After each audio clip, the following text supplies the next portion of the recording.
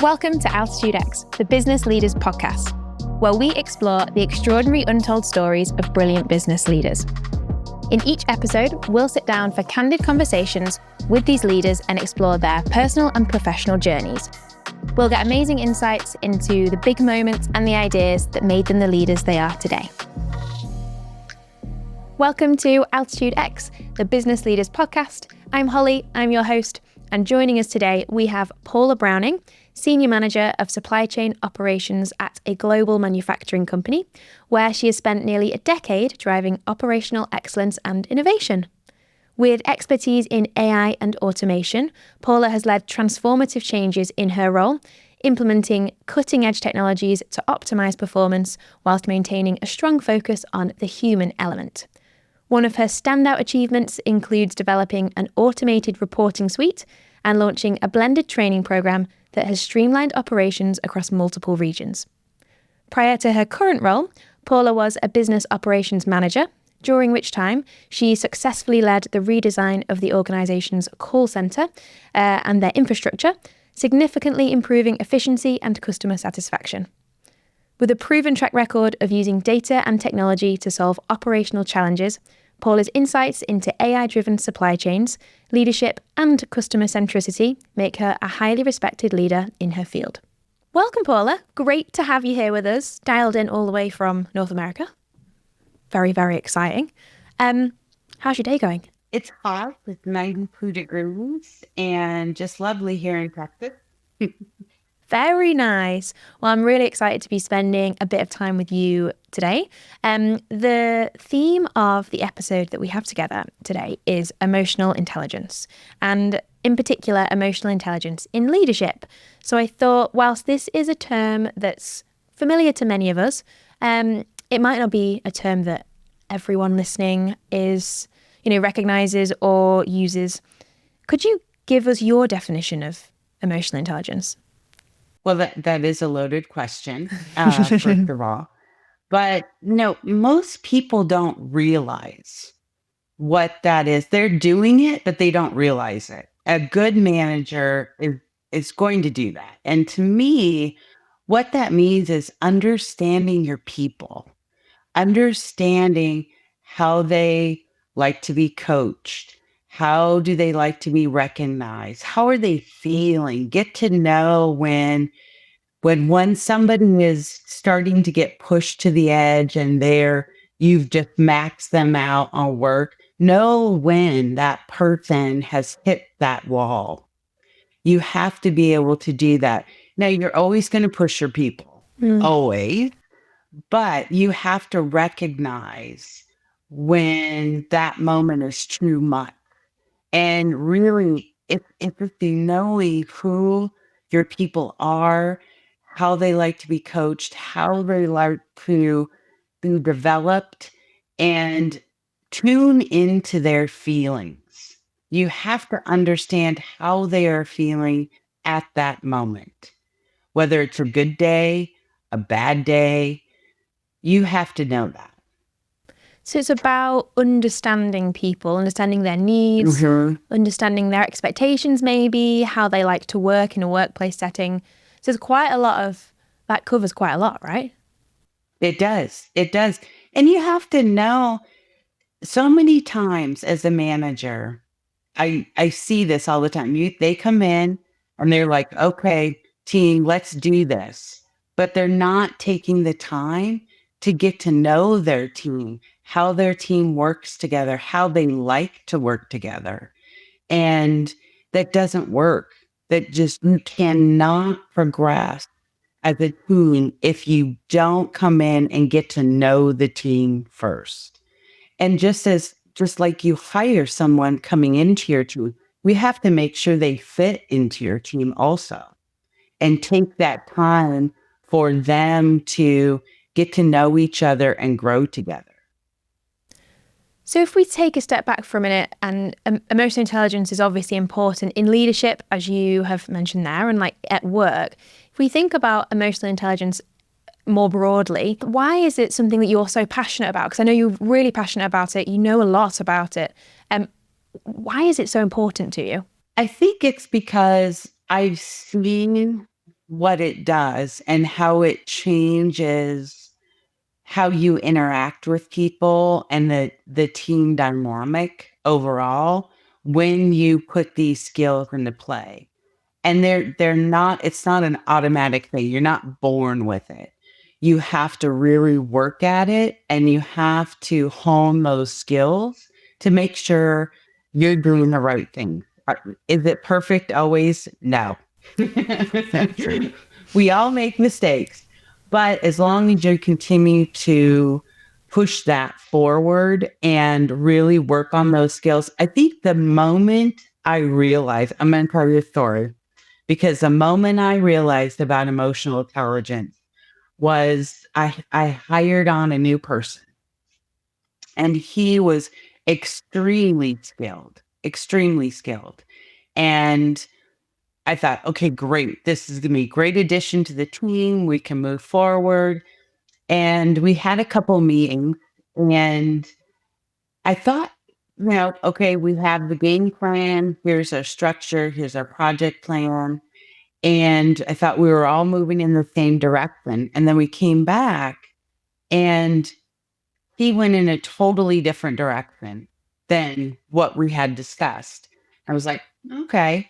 So I kept moving on and trying to move him in a direction that the team was going, and it was not working. It was so frustrating. It was so frustrating. And I could see the team getting frustrated. I could see him getting frustrated. And just was not connecting. I just couldn't understand what was happening. And I talked to a colleague of mine, and they said, well, you just let him go if he's not working. And I thought, I can't do that. That's not right. That's not right. I have to give them an opportunity. And I thought, okay, maybe it's me. Maybe I'm the problem in this situation. Maybe I'm not communicating well enough. Maybe I'm not getting through to him somehow. I have to change. And that's when I really took it on and said, okay, I have to get to know this person on a different level. And I sat down with him and I said, listen, we are not communicating. We are not moving forward. We need to work on our relationship. We need to actively work on our relationship so we are communicating and we understand what each other is saying and what our needs are. It was funny. He goes, this is like a marriage. And I said, it is. It is. I like And that. I know, it's so funny. And from that day forward, it was amazing. It was a complete turnaround. We got to know each other, how each other worked. I understood now why he wasn't understanding what I was saying, and I wasn't understanding him. And it was just amazing after that. Unfortunately, he's moved on to bigger and better things, which is good for him. But that was the moment I realized it's up to me to understand my people and how they want to communicate, be coached, developed, and really be able to move the team forward. It's not up to them, it's up to me to do that. That's a lot of responsibility. That's like the theme of responsibility then. It like is very important to emotional intelligence, it seems. It is. I mean, you have to take ownership of that.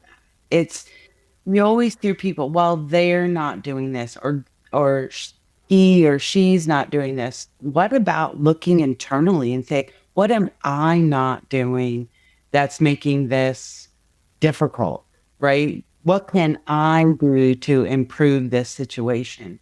And when you start doing that, you make a conscious effort to move forward and help others move forward with you.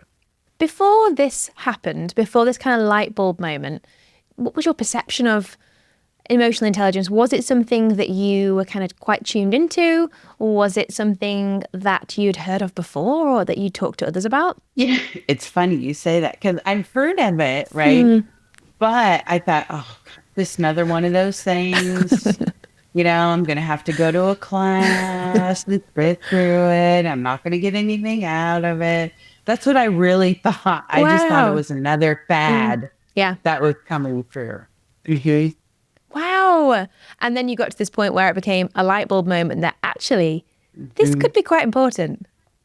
Well, and then I thought when I went through that situation, I'm like, is this emotional intelligence? And then I start reading about it and following up on it and was like, oh my gosh, this works. This is what it is all about. And I went through, I read on it, books, and then I took a class in college, and it was all around emotional intelligence and how to drive an organization forward, being in tune with that. And it was like, this is a real thing.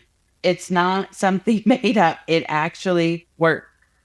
It is such an important skill. And I think there's a misconception perhaps that emotional intelligence just looks at soft skills, kind of like kindness and empathy, but even responsibility, and there are other skills in there that make up an emotionally intelligent person, I think. And something interesting you said earlier was that it's not something you're born with, something that you need to learn and to work on. How much did you have to work on emotional intelligence, and is it something you have to continue to work on as a great leader? Every day.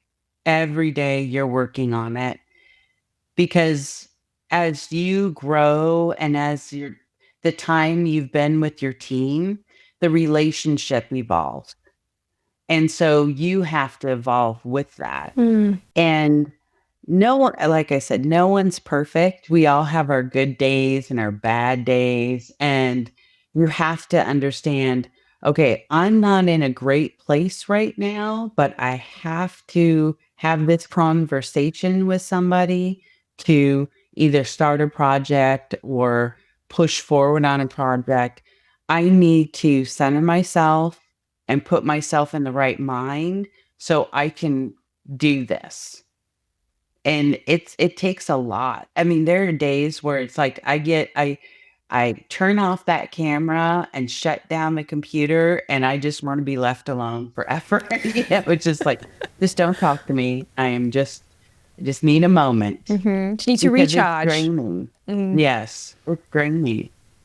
Totally. Do you think that this individual knows the impact that this situation between the two of you has had on what sounds like your life, not just your life as a leader?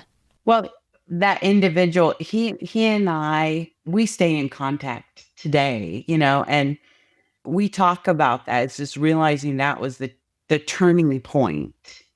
And for us as colleagues, I would say now, but it's something that, I've developed for work, but I also in my personal life notice it. And I pick up on certain things with my family if they're feeling a certain way, on how to help with that, and get them over those moments. That is amazing. So it's not just important, as we said, as a leader, but emotional intelligence in your wider life can have such a big impact. Yeah. It does. And I think so many people don't realize that. And I said, I was speaking to a colleague the other day, and I said, those people who come into the workplace as a leader and don't have emotional intelligence are 1980 managers. It doesn't work that way anymore.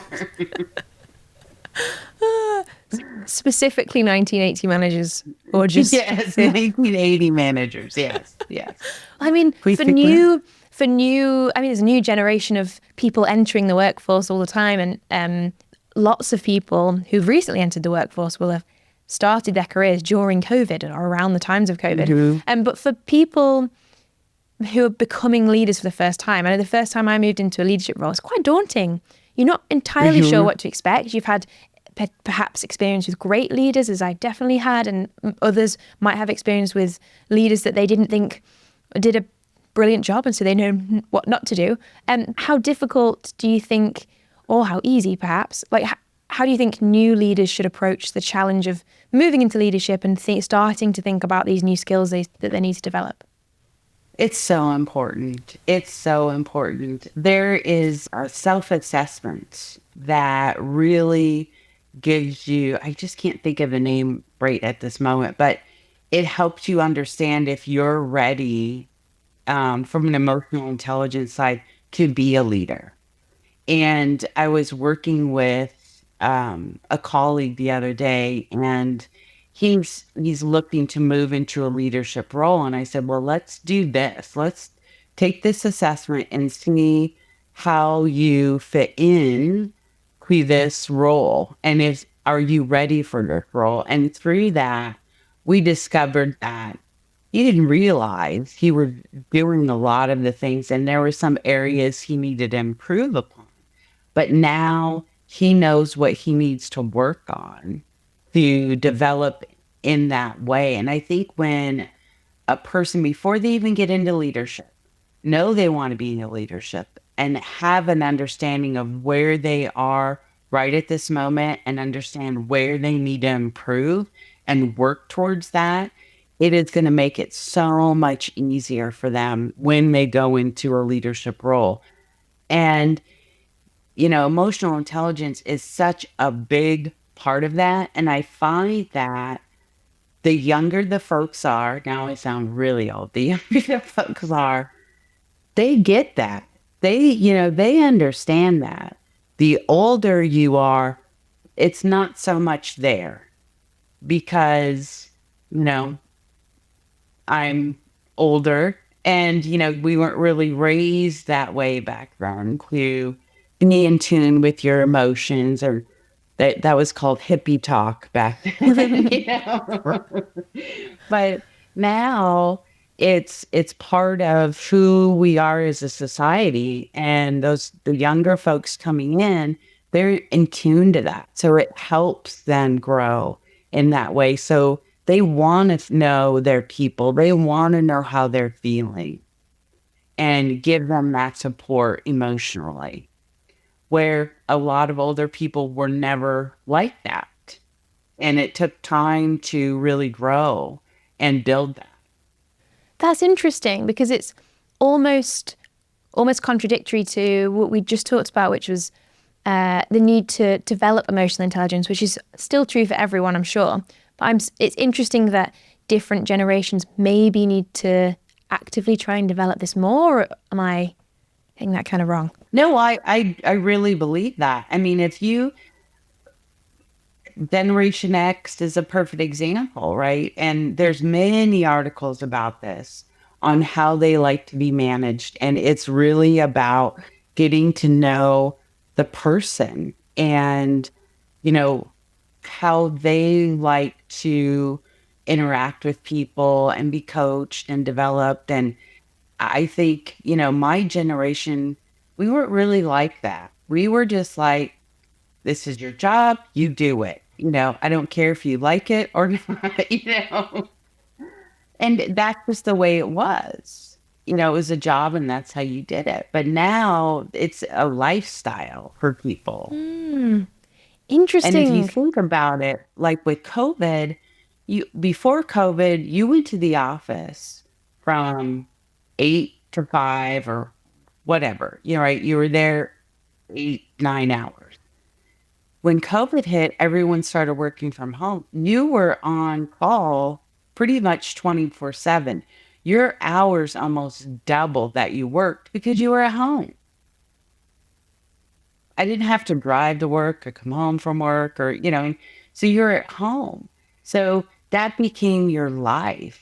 I know there probably 2 years there where I just had to say, okay, that's enough. I've really pushed it to the limit here. And you just never stop. And I think a lot of people went through that. I think you're right. It's interesting how people's connections to work, and it's interesting you called work a kind of a lifestyle. You used the word lifestyle, which is really interesting. I think COVID definitely had an impact on our connections to work. Do you think that that's been a net positive or a net negative impact?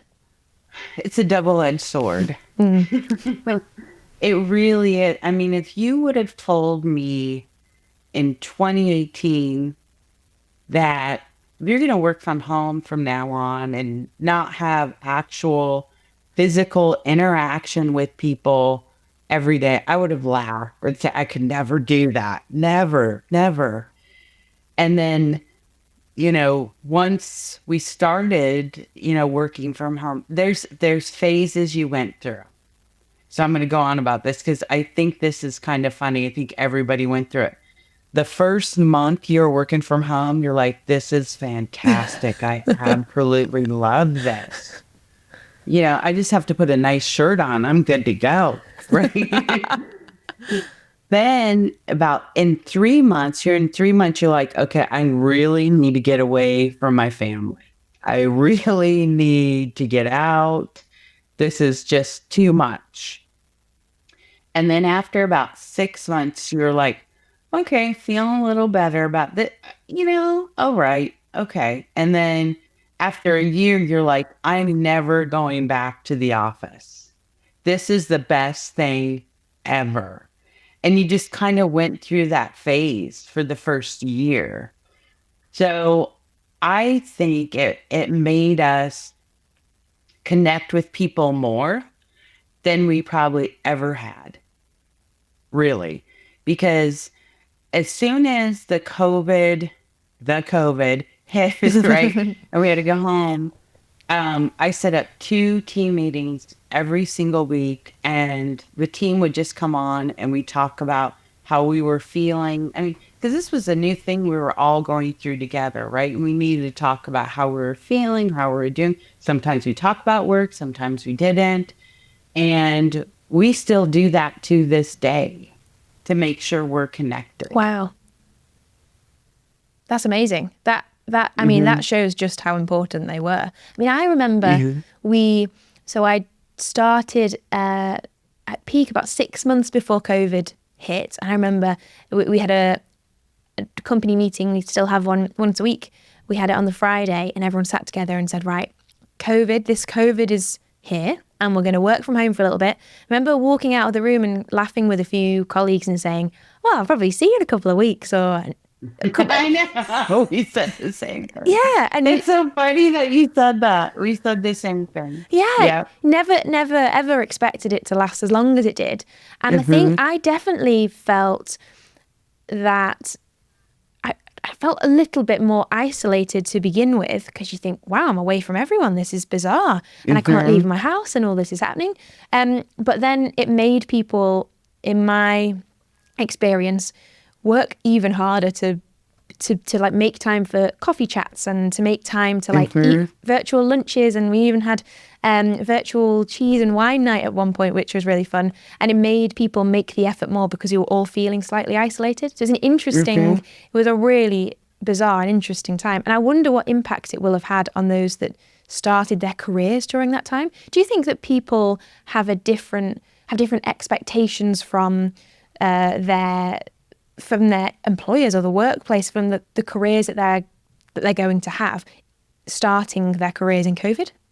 Oh, absolutely. And what's so funny is, as I talk to colleagues and, really just chatting with folks on LinkedIn and things like that, folks who started their career during COVID say, I want to go back to the office. Wow. As soon as they had an opportunity, they went to the office because they wanted to experience what that was like because they had no idea. Wow. And so I think they expect to be in the office, probably like a hybrid type situation because, of course, everyone loves their Mondays and Fridays. But I think they expect to go into the office. They want that. That's interesting, isn't it? People have different expectations. And I also think different connections to the work that they do. Like having been through COVID and people, starting their careers either before or during or after COVID, people kind of have these different connections to work. Can you tell me a little bit, and we briefly, when we met and caught up a couple of days ago, we talked a little bit about connections to work. Can you tell me a little bit about how connected you feel to your work that you do? I feel very connected. Now, you don't always, when you're 100% remote, you don't always feel connected. I feel very connected because I make a conscious effort to talk to folks in all different departments every single day. And I talk to a lot of people globally also because the company I work for is a global company. So I'm able to talk with people all over the world. But there are times when I feel totally disconnected. I hear somebody's doing something. I'm like, why didn't they tell me? I have no idea what's happening in this company, you know? And those are the days where I say, okay, I am setting up touch bases with every person I know. And my day is like touch bases all day long just to make sure I feel connected. And that you will have those days and it's hard. Sometimes it's super hard. But I really like the situation I'm in right now. And when after about 2 years of working from home, I decided to move away from where my company was at. And we had lived there for 10 years. So we decided to move to Praxis. And I wasn't sure about it. And I thought, well, I'm never going in the office again. Uh-oh. You know? And I thought, oh, what do I do? But we decided to move. And it was hard at first because I knew if I was there, I could go into the office. I could go see a colleague, have lunch with a colleague. And then I just really made a conscious effort to really connect with everybody all the time, because I knew that was the only way I could make this work. Yeah. I guess that stops you then feeling isolated if you're really trying to build those connections and to, because it's so, we all spend so much time working. It's so important to, and sometimes it's easier said than done, but to enjoy what you do and to build connections with those around you. Oh, absolutely. And I have such great colleagues. I have to say I have the best team ever. They are wonderful. I'm so grateful they let me be part of the team, and they make a conscious effort to reach out to me every day. And we chat all day long, and my colleagues are the same way. And we have a really the folks I work with all over are just wonderful, just wonderful people. And they understand that we all need to be connected in some way and share with what we're doing and how we're going to grow. And I think that's awesome that I'm able to do that. That is so wonderful. I love to hear that. I also have wonderful colleagues and it makes such a difference to your life, doesn't it? But do you ever think that connections to work and do you think you can be too connected to work? Absolutely. That was a bit of a leading question, wasn't it? Yeah, absolutely. It's sometimes I have to really try to disconnect the best I can. And there are, during the holidays is when I take the majority of my time off. I have to turn off my phone. I cannot answer email. I have to totally disconnect to just recharge overall. And I think that's so important. And it really is part of our company culture. And as a global team, the company headquarters for the company I work for is in Sweden. And so they take 6 weeks off, and it's usually in summer. And then they take a couple weeks off in around Christmas time. And that's encouraged to do that so you can recharge and just get ready for what's coming, whether it be, I'm in a seasonal environment. So when summer comes, it's spring, summer, it's on. And then the holiday, we get ready for snow. And so it's taking that time before and after those times is so helpful. How do you think emotional intelligence fits in here? Because to me, it feels like to be able to take those breaks, to be able to separate your all of our identities are made up of lots of different parts. As your kind of the work identity, the home identity. For me, there's the sports identity because play quite a bit of sport, and there'll be lots of other things, lots of other people. It feels like, the more emotionally intelligent you are, the kind of kinder you can be to yourself too, and not have any of those identities take over the other. So your value, for example, you're not seeing your overall worth or your overall value as being your value at work or your value doing something else or your value playing sport. It feels like emotional intelligence is important for us to be able to do those kind of things too. Oh, absolutely. And don't get me wrong, there's times where that's all I talk about with my husband is work. And he's like, okay, no, I don't want to know. Let's talk about, we have a ranch, right? So let's talk about the cows for a while, or I don't want to hear about it anymore.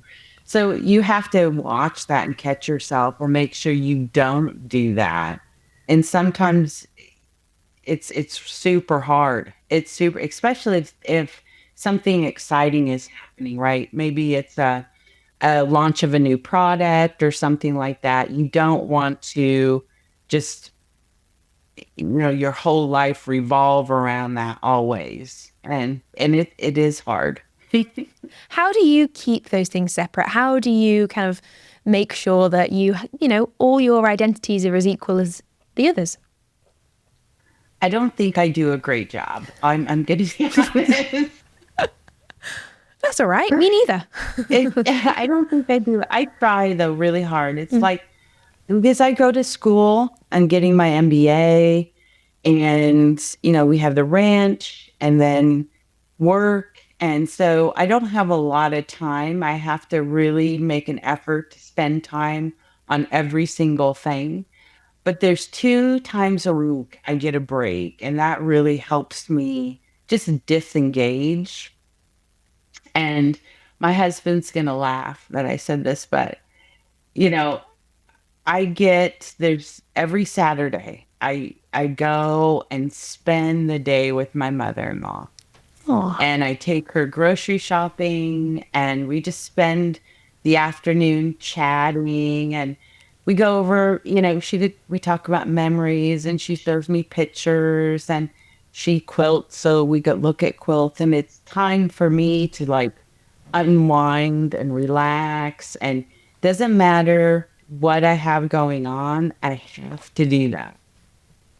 I fight with myself sometimes, but I have to do that.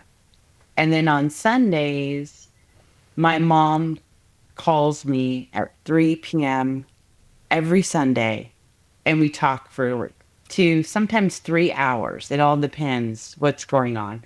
So those are the times where I have the break from all the madness and just relax and remember family and get back into family. so they're your non-negotiables. They're the things that keep you grounded almost. Yes. Yes. That sounds like a lot of things though. You've got work, you've got the ranch, you've got family, you say you're studying for an MBA? Yes. Amazing. Yes. That is so exciting. What made you decide to go back to school? COVID. Really? Wow. COVID. Because I never thought I would have time. And then I was talking with our VP of human resources. She's a wonderful lady. And we were talking about career and things like that. And she goes, you should go back to school. I think you would really enjoy it. And I'm like, I don't know. And she's like, you can do it. You can do it. I know you can do it. And I said, okay, I'm going to do it. I'm going to. So at that point, I didn't even have my associate's degree. So 30 years ago or so, I was a class away from my associate's degree, and family and life happened, right? And you don't go back. So I went back, and even though at that time I had only one class I needed, now I needed 15. So that had changed. So I got my associate's degree, and then I got my bachelor's degree, and then I decided I might as well just go for my MBA.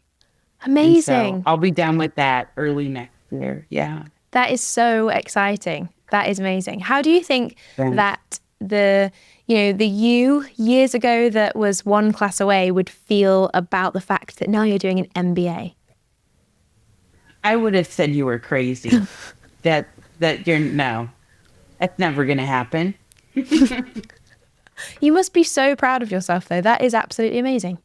It is so rewarding. It's amazing, and I've learned so much over the last 4 years of school work and grown so much. It's been an amazing journey. The last has it been perfect all the time? No, absolutely not. There were days where I just wanted to crawl in a corner and cry, but it's so well worth it. So well worth it. That is amazing. If you look at your career so far, like, have there been any moments that what have been the most surprising moments where you've really grown? Because you mentioned growth there, and I think that's so, the last 4 years definitely tested all of us. But like, if you Mhm. look back further, what have been the moments that have surprised you about your growth? Oh, that's so hard to pinpoint. I think with being in a leadership role. I remember the first leadership role, I never thought I would get it. And my husband, oh God, he's just wonderful. He helps and coaches me through things and moves me to the next level. And when I got, I was shocked that I was just so excited. And those first years of being in a manager role, he really helped me through that because I didn't know. I was unsure. I didn't really have a mentor.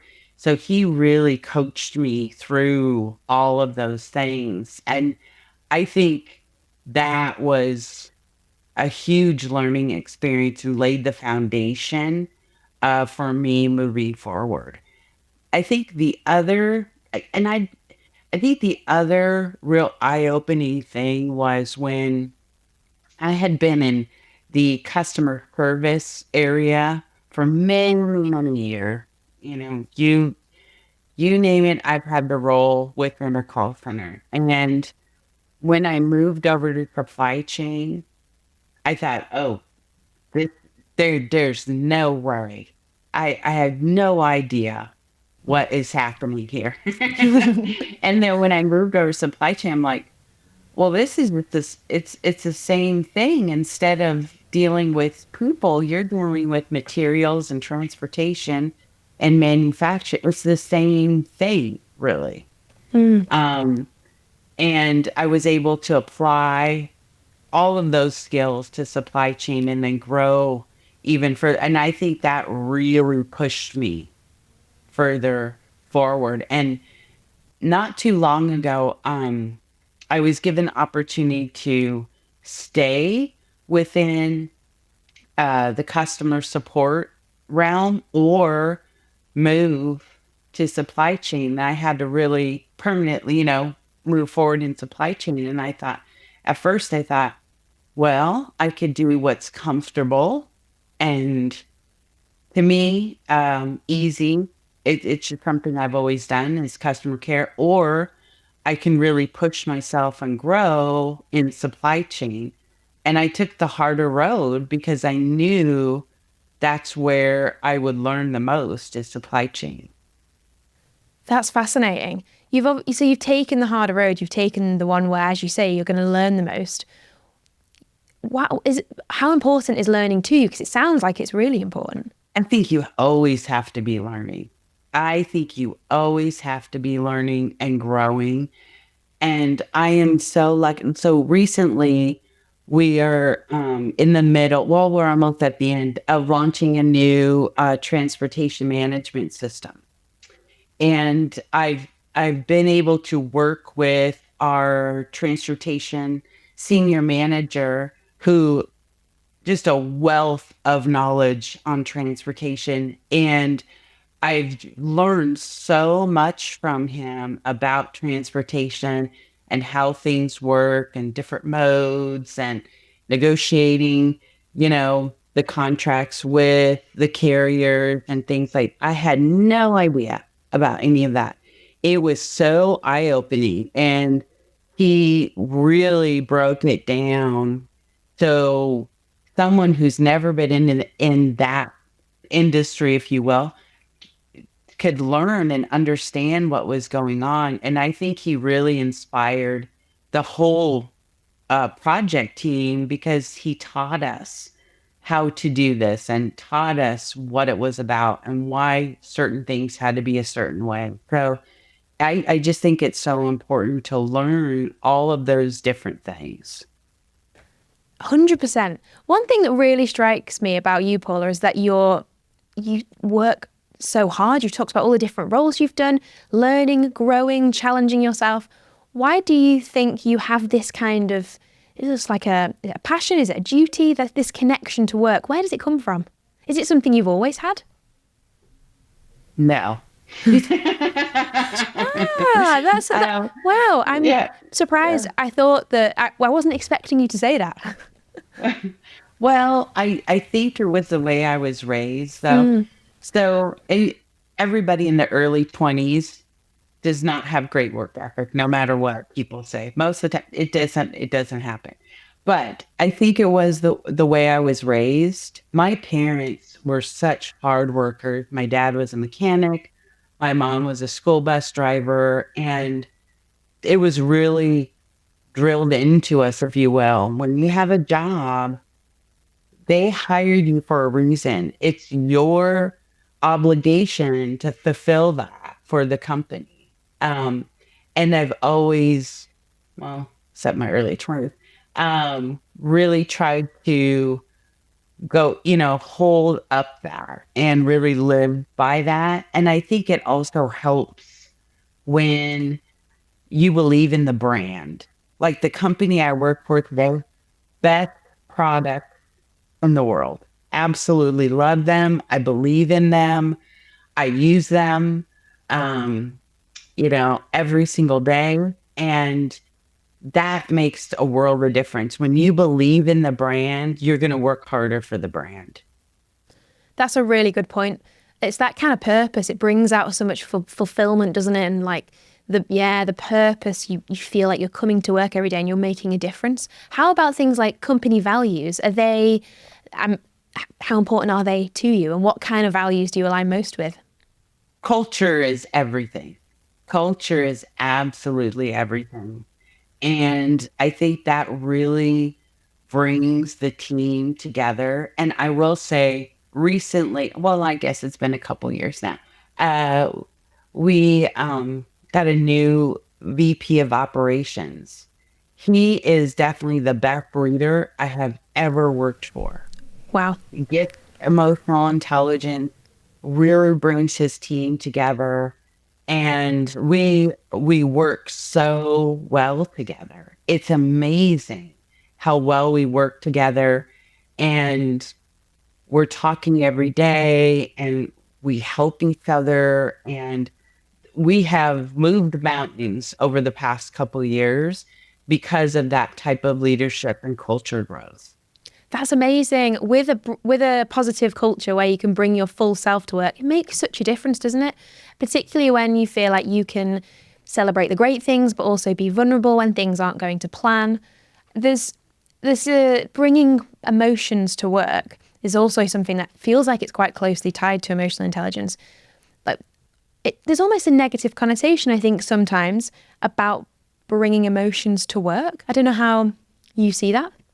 Oh, yes.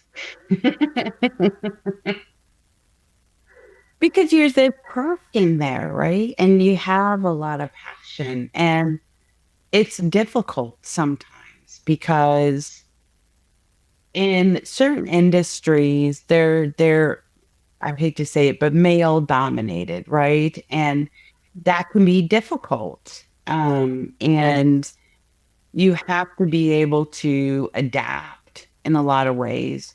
but still bring that passion in. And it can be difficult. And not everyone gets it. Not everybody gets, not everybody understands. And you have to understand that and be able to make sure that passion comes out at the right times, to be able to get across what you need to get across. You mentioned there you have to adapt. I think that's the word you use, adapt, accommodate. Mhm. What do you mean by that? Well, I think a lot of times, I don't, and it's not just male, female. I think it's people's personalities don't adapt well to someone who's really passionate about what they're doing. They don't know how to react to that. They're just like, okay, whoa, okay. You just need to calm down there for a minute, and they don't know how to deal with someone like that. And you have to realize you may not be dealing with someone who can handle that. And so you have to adapt. Some people say, oh, well, you shouldn't have to do that. Well, I think you have to learn how to deal with different personalities. And that's one piece of it, is if someone can handle that type of passion. It's all about then understanding the people around you, understanding their personalities, their needs. This is all wrapped up in emotional intelligence, being vulnerable, bringing your full self to work, but also being conscious of those around you. Do you have any, maybe challenging question, do you have any, have you ever experienced a leader who hasn't been able to do that, who hasn't maybe managed personalities particularly well or hasn't been particularly emotionally intelligent? Why, yes. I think we all have. And it can be extremely difficult, extremely difficult. And the hard thing is you learn things from those leaders who just do not have emotional intelligence, and what not to do sometimes and what to do sometimes. Um, but sometimes you have to coach up, is what I like to say. And where you have to sit down and have a conversation with that manager or whoever you're reporting to and say, listen, I have to be able to tell you these things. I have to be able to unload.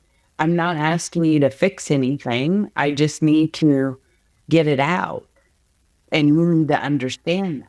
And I've had those situations and they've gone over really, really well. And they knew, I had one individual who thought they were supposed to fix everything every time I did that. And it's like, no, I don't want you to fix anything. I just want you to listen to me.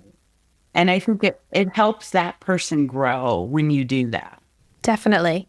It can have such an impact, can't it? The way that a leader behaves around people and makes other people feel. Again, emotional intelligence is so important. When you have, if someone was listening and they were having a challenge with a leader who wasn't giving them the space or helping them grow as an individual, what advice would you give based on your own experience? Sit down and talk with them. Sit down and talk with them and just, do it in a way where you're not blaming. It's so important. We shouldn't blame. We need to take ownership and just go through it and say, how can we work on this? I am not feeling that we're moving in a good direction, and I really want us to do that. And state why you don't feel that way. I've done a lot of reading. I read a lot of books when I started in my current organisation, Peak, and done a lot of reading about starting with why. There's a lot of books that say you should always start with the why behind something.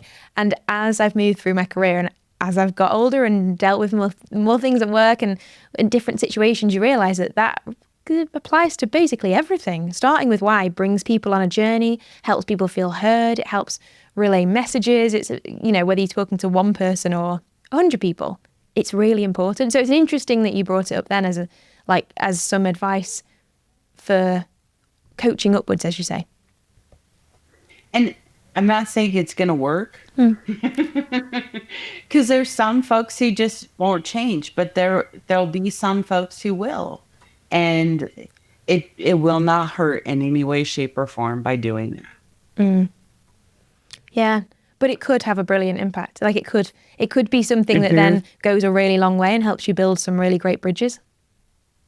Oh, absolutely, yes.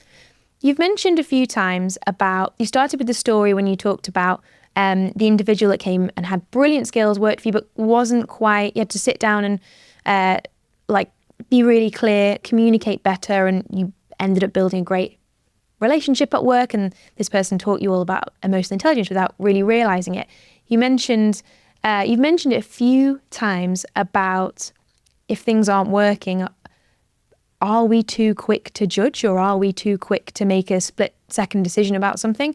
Do you think that there's always the need for us to give people extra space and give people extra kind of, yeah. Do you think there's the need for us to always give people this extra patience and extra space? I think you have to. I think you have to. I think I think that comes with time too as you grow in your leadership journey on how to do that. But you have to give people the benefit of the doubt. When you hire someone, it's not that they don't have the skills. That's why you hire. You know they have the skills to do that. You have to figure out how to unleash those and unlock their potential. And that takes time, especially if you have someone who's a very introverted person. You have to figure out how to break through that shell first, then figure out how to, unlock those skills. How do you work out what someone needs if they aren't sure themselves either? Because if you're breaking through and kind of trying to understand them more, are they, an introvert or an extrovert, as the examples there, or what do they respond best to? How do they like to have someone build a relationship with them? Like, how do you get to that point with someone if they're not, as many of us starting our careers, I think I was probably the same when I started mine. Sometimes you're not quite sure of your sense of self or where your skills lie or how you best respond to feedback or how you are in a work setting. How do you break through and work out what people need as a leader? That is a great question. And I truly think it's having those conversations, but it's reading the body language. That tells you exactly how that person is feeling. When you have a conversation, let's say you say, how's your dog today? And someone goes, well, oh my gosh, I'm so glad you talked. They love their dog, right? So those are the things you have to pick up on. And that's like when I have meetings and they're all teams meetings. So you have your camera on. You have your camera on so we can have a real conversation about what's happening and we can learn from each other that way. It definitely feels harder to do that on Teams and on Zoom. If you're in person with someone, if there's someone sat here, you can kind of tell how they're sitting, how their shoulders are, how relaxed they look, or how nervous they look. It's quite hard to do that. How do you best do that over video calls? It's just making sure. I don't know what it is, if it's just knowing people and getting to know people, because that first conversation you have with someone, you're never going to know that person. And I had a colleague once, and he'll know who he is. He goes, "You have the worst first impressions of people." And I'm like, "Well, thank you very much." And he's right. I'm very optimistic on a lot of things, but he told me that. And so I always make an effort to, especially at first, get to know the person, understand who they are, their background, their likes and dislikes, and really make an effort to do that. So I have a better understanding of that person.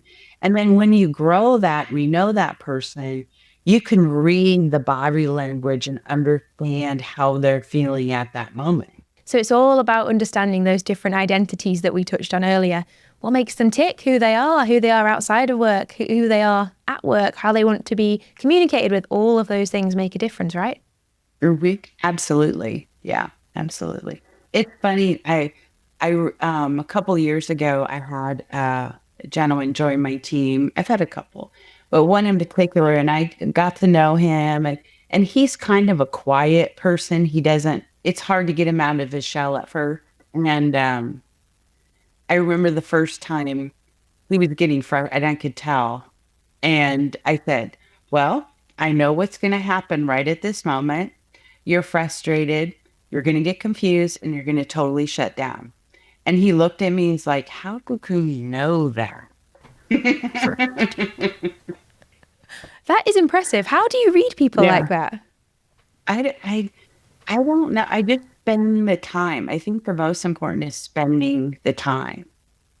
And some of it is just, you just do, it's hard to explain, but yeah. When you were first coming into the realm of learning about and realizing that emotional intelligence was massively important, like in life and as a leader, like how did these things come in? Did you realize you needed to work on reading people? Did you realize you needed to listen more? Like, how do you piece all those things together? It's gradual. I think it's really gradual. And you really have to make an effort every single day on those skills. But sometimes you always relate. There's some people that I work with this gentleman. People love him. I mean, just love him no matter what. We went to a conference, I think it was last year, and everyone would talk to him. I mean, and he didn't know anybody, but he would end up having these long conversations with these people. I was like, how do you do that? He just has those people skills, and he's able to connect with people really, really well. And I try to do that. And it's just picking up on how he does that. How do you wiggle your way in there, and you're having this huge conversation and somebody you have no idea, and they love you now, you know?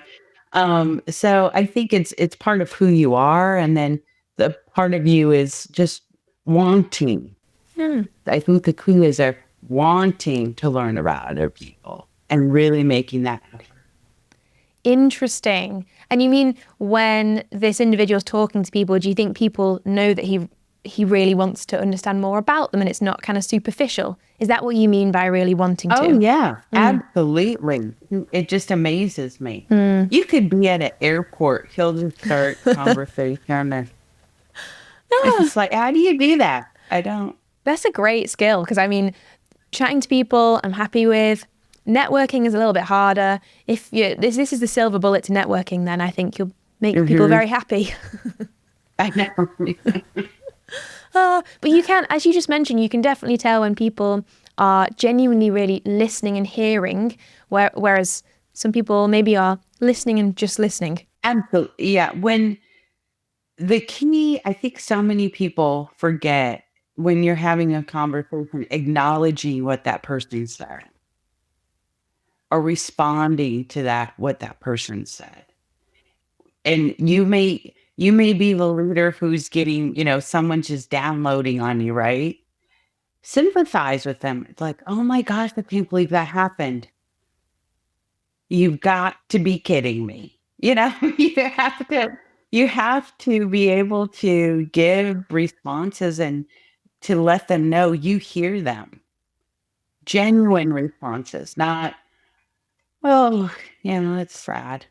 We got to be genuine in your response, because that's going to tell you what's truly going on in the workplace with that person. You need to be genuine with that. If you had, based on that, if you had 3 skills you would recommend every leader works on to be more emotionally intelligent, what would they be? Because the way that you've just talked about leadership there is so interesting. It's genuine, it's real, it's not not cookie cutter responses to when you're having a bad day and you want to like unload. It's about being real and genuine. What skills can leaders work on to help them develop their emotional intelligence and like build out that part of their skill set more? If you read anything with emotional intelligence, it's going to say listening. Listening, listening, and listening. That's all you need to know. That's all you need. Just listening and hearing. Listening, yeah. Do you agree that it's mostly listening? Are there other things that are as important, or is it really just to, work on listening and that will get you, a big... Well, no. I wish that was it. No. But, listening and understanding how to change your management style, whether you're being a manager or a leader. There's certain times being a manager comes into play, and there's certain times when a leader comes into play. So, for example, there's a new strategy that comes out. You have to get your team on board with that strategy. That is where you're a leader. And you get excited about the strategy. You get them excited about the strategy and show how it directly impacts them, right? And that's the leader side of you. Then there's the manager side of you where you're on a project and you need to get these 3 tasks done. You have to help that individual understand what those tasks exactly are and how they're to be done. And knowing the difference. Yes. What do you see the difference between being a manager and being a leader is? It's so close, and you have to. Sometimes you can't dissect which is which. Sometimes you can't. But I think a leader is really looking at the overall picture. That 10,000-foot view, right? And really inspiring the folks around you to that goal and getting them on board with the strategy or whatever it is, you're doing, and showing how it impacts them directly and getting them excited about it and celebrating the small wins to create that flywheel effect that you're going to have over time. And it continues to snowball, and recognizing that's your job as a leader. As a manager, your job is to get the job done. And your job is to guide folks on how to get that done. I hadn't heard of the difference, or I hadn't, really explicitly thought about the difference between management and leadership until I moved into my first leadership role. And it was only then that I think I read about it somewhere, and suddenly it clicked that, yes, there are two discrete, very different styles of leadership. I guess you could call them leadership styles. I don't know if they're skill sets. I'm not sure what to bucket them in, but they're so important to get both of them right. And I think, having spoken to you today, perhaps emotional intelligence is more important for management than leadership. Leadership, if it's taking people on a journey, typically you might think you need to be more emotionally intelligent to do that. But to determine the point at which you need to be a manager and not a leader, I think is quite difficult and requires quite a high level of emotional intelligence. And then if being a manager is more about the getting the job done, as you say, having potentially difficult conversations or making difficult calls, or, really making impactful decisions very quickly, all of those things require quite a high level of emotional intelligence to do those things correctly. What do you think? No, I absolutely agree. I absolutely agree. I think being a manager, you have to have very high emotional intelligence to drive that too. As a leader, you're looking more at the landscape, right? What's going on in the economy? How is it impacting your business? How is it going to be a year from now? You're looking at that, and you're guiding the entire company moving forward. Well, it depends on your role, but if you are the president, you are going to be guiding the entire team, but that's your job as a leader, is seeing that inspiration. You have to have emotional intelligence, but you're not in that day to day managing the individuals. You're managing the company as a whole. So you absolutely have to have emotional intelligence, but it's not as key, I think, as a manager. There was a president that we had. He was just absolutely amazing. And he was with us for 3 years, before COVID and the start going into COVID. And he got it. It was amazing. He was a lawyer, so that might help why he got that. But I mean, and he got emotional intelligence, who connected with every single person. He remembered your name. He did, and it was great. It was absolutely wonderful having him. And I think that just shows you have to have that to be able to connect with people and understand what's going on within the business. 100%. Do you think, because they're different skill sets, and maybe it takes a unique person to be able to do both of those things? Do you think when you think back to the first time you became a leader, do you think you leant more into leadership or into management? Which do you think you were better at? I don't know. That's a hard one. That's a really, really hard one, because I think a leader is not a title. It is not a title at all. A manager is a title, right? And you have to know how to manage people, but a leader is not a title. You could have someone who, and this happened, to me when I was an agent on the phones. We had an agent that was incredible and would rally all the folks together and get them moving in a direction. They were the leader. They didn't have the title, but they were the leader because they knew how to drive the team. To me, that's the leader. So I try to look at it that way. And I see that with my colleagues too. We say we all are leaders, but we're not. And there's usually one or two folks that are true leaders and helps pull the team together and push it forward. Mm. And it's wonderful to work around those people, isn't it? Oh, yes. Yeah. Sure.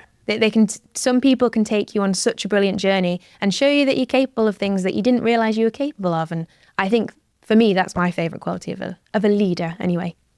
Oh, I agree. And it's also great when you're in meetings and you're there with them and you hear what's going on and you know that person well enough, you know what they need, whether it's data or a process, before they even ask for it.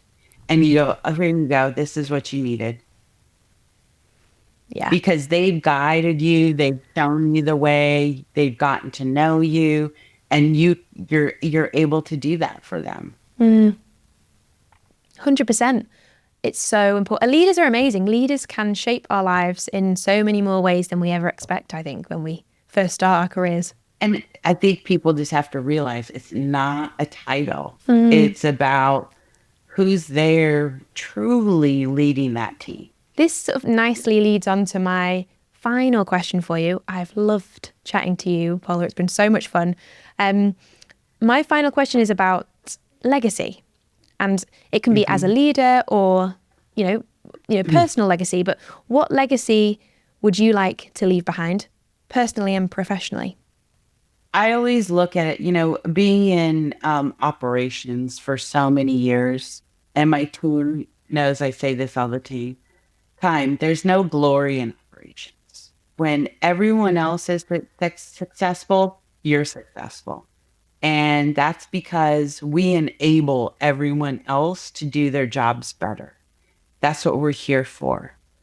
And I really want folks to do well. I really want to help people move forward. And I want businesses to grow and keep pushing the envelope forward and evolving. And that's what it's truly about. That's what I want to be able to do. Amazing. And I'm sure you will. And I'm sure you've already had that impact on people too throughout your career so far. Thank you so much. I hope so. Yeah, I'm sure 100%. Thank you so much for your time today. It's been wonderful to talk to you, to talk all about emotional intelligence, emotions in the workplace, being a great leader, even to hear about your MBA and your ranch. And I look forward to hopefully speaking to you in the future as well. Well, I look forward to speaking to you in the future also and learn about the sports that you love. We can leave that for another episode. Thanks, Paula. Thank you. AltitudeX, the Business Leaders Podcast, is brought to you by Peak, the only AI platform for inventory and pricing optimization that delivers real commercial gains. Make sure you're searching for the AltitudeX Business Leaders Podcast on Apple Podcasts, Spotify, or wherever you get your podcasts. And make sure you're subscribed so you don't miss an episode.